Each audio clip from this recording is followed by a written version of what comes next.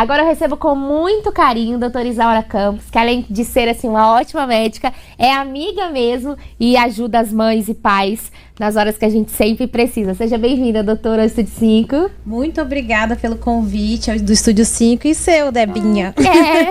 Chamo de Debinha, gente, é porque é muito carinho, né, doutora? A gente vai falar hoje sobre a respeito do coronavírus, os cuidados que nós temos que ter com as crianças. Desde quando começou essa questão da pandemia, dos casos de coronavírus, sempre falaram que as crianças eram assintomáticas, que as crianças não teriam problema. Como é que é toda essa situação, doutora? Então, é verdade isso, né? Até hoje, os estudos que tem, os estudos mais recentes, a maioria vê que as crianças são as menos afetadas, né? Possível, se a gente fosse separar por faixa etária, são as pessoas menos afetadas nessa pandemia toda. A maioria tem sintomas leves ou até são assintomáticos. Então, o problema maior da criança é que elas funcionam como vetores. Então, como elas não, na maioria dos casos, não apresentam muitos sintomas, elas transmitem muito. Porque todo mundo vê, a criança está bem, tudo, mas é óbvio, a gente sabe que é uma doença altamente contagiosa. Então, a maioria dos casos não dá sintomas, mas tem algumas crianças que vão desenvolver sintomas sim, devido ao grande número de infectados. Por falar em contágio, gente, só para lembrar, até agora a doutora Isaura estava com máscara aqui no estúdio, a gente está mantendo a distância recomendada, nós passamos álcool em gel, mas para a gente comunicar melhor e você entender o que nós estamos falando, agora a doutora Isaura tirou a máscara somente para entrevista e depois ela faz, viu? Doutora, a respeito das crianças que têm algum problema respiratório, o cuidado deve ser redobrado ou realmente deve ser os mesmos quesitos para as crianças que não possuem, por exemplo, asma, bronquite? Como é que tá isso? Uma coisa que é uma polêmica desde que se começou o coronavírus é a questão do corticoide, né? Tem crianças que elas usam corticoide inalatório e no começo falaram que o corticoide era ruim, depois falaram que era muito bom. Então, o que a gente orienta é que se mantenham as medicações de uso habitual dessa criança. Então, uma criança asmática, na maioria dos casos, ela usa uma medicação para controle do seu quadro asmático, que é a bombinha de corticoide. Não deve ser suspensa isso, né? Se a criança desenvolver um quadro, se ela for infectada por um coronavírus, por ela ter uma doença crônica, talvez seja uma criança que desenvolva sintomas mais graves, talvez precise de internação. Mas mesmo assim, essa doença até agora tem poupado crianças. Vamos lá, doutora, os pais que estão trabalhando fora de casa, né, e que às vezes podem pegar o coronavírus, eles precisam ter um cuidado especial? Uma mãe que amamenta teria que amamentar de máscara? Como é que é a questão do pai infectado para não passar para a criança? Você diz assim, no caso de ter certeza que está infectado. Que já está infectado. Então, uma pessoa, um pai ou uma mãe que com certeza pegou o coronavírus, isso, fez o teste, deu positivo, né? Aí faz a quarentena em casa, mas o filho tá lá, né? Sim. Então, no caso do pai ou da mãe, né? Mas mais o pai, se a mãe amamenta ainda, o pai a gente tem que tentar ao máximo isolar esse pai em casa. Então, tem um estudo do New England Journal of Medicine, que é um jornal de grande credibilidade dos Estados Unidos, que ele conseguiu detectar em algumas superfícies quanto tempo o vírus dura naquela superfície. Então, no aço inoxidável, no plástico, ele dura de 48 a 72 horas. Então, às vezes, esse pai chega em casa, pega numa maçaneta, ele traz um plástico da rua que ele comprou alguma coisa, ou mesmo a maçaneta que vai para um quarto, usa o banheiro. Então, nesses casos, a gente tem que ter preocupação de limpar todas as superfícies que esse pai ele teve contato, né? Então, depois que usar o banheiro, tem que limpar. O ideal mesmo, Débora, é que esse pai fosse isolado na casa, então que arranjasse um cômodo só para ele. Mas a gente sabe que não é todo mundo que tem uma casa grande, ou que a família não tem condição de ser isolado, então tem que ter o cuidado de limpar as superfícies, esse pai, quando chegar de casa, tomar um banho, tudo, usar máscara em casa. Se ele está infectado, ele tem que usar máscara o máximo de tempo possível.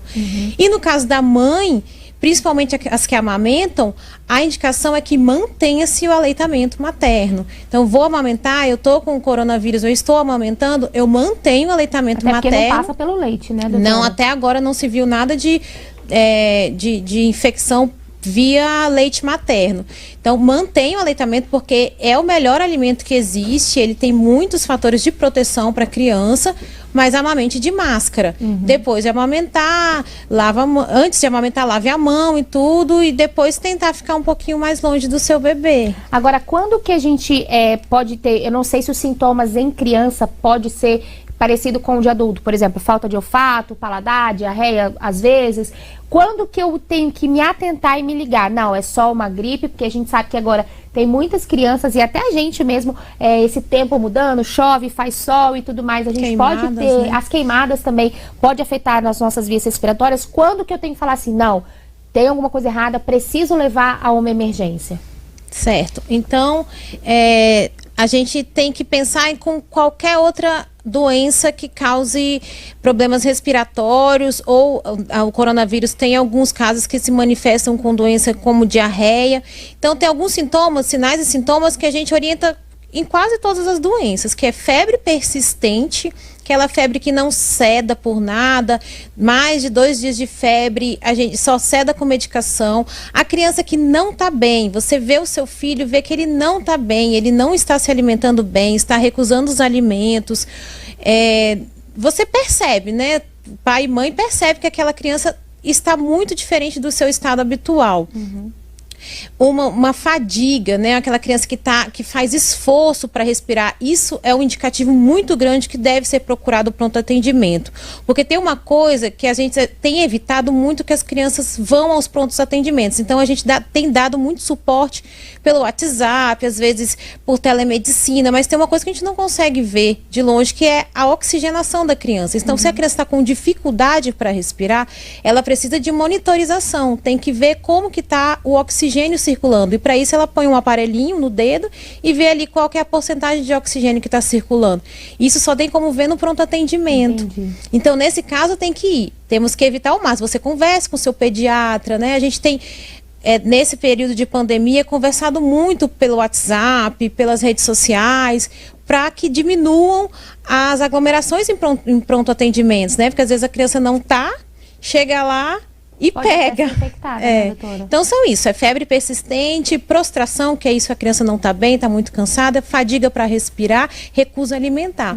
Acho que são as coisas mais importantes para se prestar atenção. E eu acho muito importante a gente enfatizar também aqui no programa Estúdio 5, para sempre os pais estarem em contato com os pediatras, como a senhora falou a respeito de telemedicina, WhatsApp, e o cuidado com a automedicação, né, doutora? Que hoje em dia tantas pessoas falando de vários remédios, ainda sem comprovações científicas, em crianças, esses efeitos colaterais podem ser muito piores, né? Sim, sim, com certeza. A gente ainda não tem nenhum medicamento comprovadamente que previna coronavírus, né? Cientificamente comprovado que faça prevenção. A gente está falando hoje, no dia 15 de julho de 2020, pode ser que amanhã saia um artigo novo que fale que o medicamento, sei lá qual, ele está tendo comprovação científica. Aí sim a gente pensa em indicar, mas até hoje a gente não tem nada comprovado, inclusive nem dose, né? Então fala-se muito, por exemplo, na ivermectina hoje em dia, né? A gente não tem uma dose que fale que é comprovadamente, cientificamente comprovado que faça a prevenção. A ivermectina é um remédio que a gente usa para lesões de pele, de sarna, e também para pediculose, que é o piolho, né? Então não sabemos ainda se esses efeitos. Tem criança que nem pode tomar, dependendo do peso. Então, por favor, não deem para sua criança antes de conversar com o seu pediatra, tá? Ainda não temos nada aprovado. A automedicação é perigosa, pode ter doses tóxicas. Crianças, todos os pediatras, eles andam com calculadoras, porque tudo que a gente prescreve para criança, a gente tem que saber o peso e calcular a dose pelo peso. Então, você se automedicando em casa não vai saber essas contas, né? Então, muito cuidado. Pra gente finalizar, doutora, deixa eu te perguntar. Mãe gosta de sempre aumentar a imunidade da criança, né? Daqui vos falo uma mãe que adora meter laranja, acerola e tudo que o menino precisa para aumentar a imunidade. Isso realmente, se é que eu posso falar assim, poderia ajudar? Claro que ajuda em outras questões, mas voltados ao coronavírus ainda não tem nada comprovado, é só dar imunidade pro menino mesmo, pro menino pegar uma gripezinha. Então, por enquanto também, infelizmente, nada comprovado, né? Teve um estudo na Itália que viu que pessoas com hipovitaminose D tinham uma evolução ruim, mas não quer dizer que você tenha que suplementar. A gente faz suplementação... Ou meter o menino no sol meio-dia, né? Exatamente. A suplementação de vitamina D tem as suas indicações. A gente, até os 2 anos de idade, todo mundo toma, todos os bebês têm indicação de tomar vitamina D para aumentar a reserva, mas como suplementação, a gente ainda, infelizmente, não tem nenhuma vitamina milagrosa. Estamos esperando a vacina. Se Deus quiser. Doutora, eu queria te agradecer. Gostaria de ficar ainda mais com você aqui, mas o nosso tempo já está no finalzinho. Muito obrigada. A doutora Isaura, juntamente com a doutora Pamela, a Grazi e também outras pediatras, fazem parte de um grupo maravilhoso, que é uma clínica mesmo, chamado Casulinho Pediatria. O Instagram é Casulinho_Pediatria, né, doutora? Isso. Então, entre lá, porque tem muitas dicas bacanas, inclusive a respeito do coronavírus e outras questões, não somente físicas, como também psicológicas das crianças. Eu sou muito fã dessas pediatras maravilhosas que são mães e que entendem a gente no lado também mais humano. Muito obrigada mais uma vez. Eu que agradeço. Quando inaugurar a Casulinho, a gente vai estar lá. Por favor. Obrigada, doutora, mais uma vez. Estúdio